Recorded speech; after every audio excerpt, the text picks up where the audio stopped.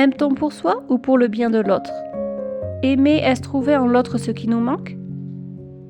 Si, comme le pense Platon, l'amour est désir et si le désir est manque, on peut effectivement penser qu'aimer, c'est d'abord trouver en l'autre ce qui nous manque.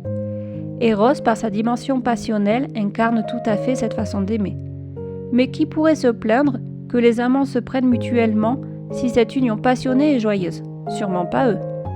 Dans d'autres domaines moins irrationnels, qui pourrait par exemple reprocher à quelqu'un d'être attiré par l'ouverture d'esprit de l'autre, et cela d'autant plus qu'il serait cultivé, ou sa générosité, et cela d'autant plus qu'il serait riche?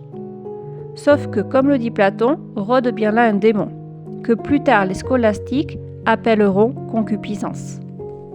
Aimer, est-ce donner à l'autre ce qui lui manque? On peut également le penser, ne serait-ce qu'en pure logique, car qui pourrait douter que quelqu'un puisse trouver ce qui lui manque si personne n'était prêt à le lui donner? L'amour qui donne, c'est agapé, dans sa forme la plus pure. Agapé donne gratuitement, pour le simple plaisir de donner sans attendre en retour la moindre contrepartie.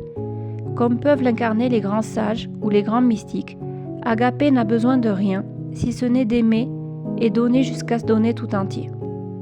Oui, mais comme agapé présuppose également la vacuité de l'ego.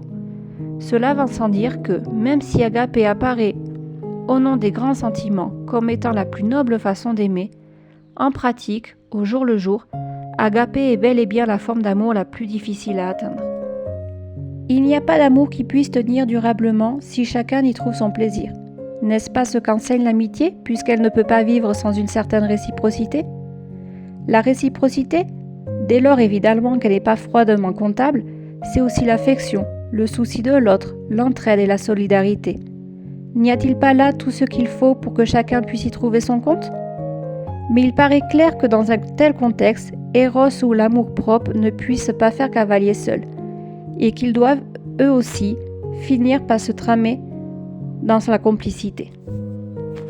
Cesser de désirer, c'est cesser de vivre, mais on peut désirer pour le plaisir plutôt que pour vouloir satisfaire un manque. Souscrire à cette nuance dans la définition du désir ne revient-il pas à tourner un peu le dos à Eros et à l'amour-propre pour regarder davantage en direction d'agapé et ainsi accéder à philia, l'amour complice qui partage?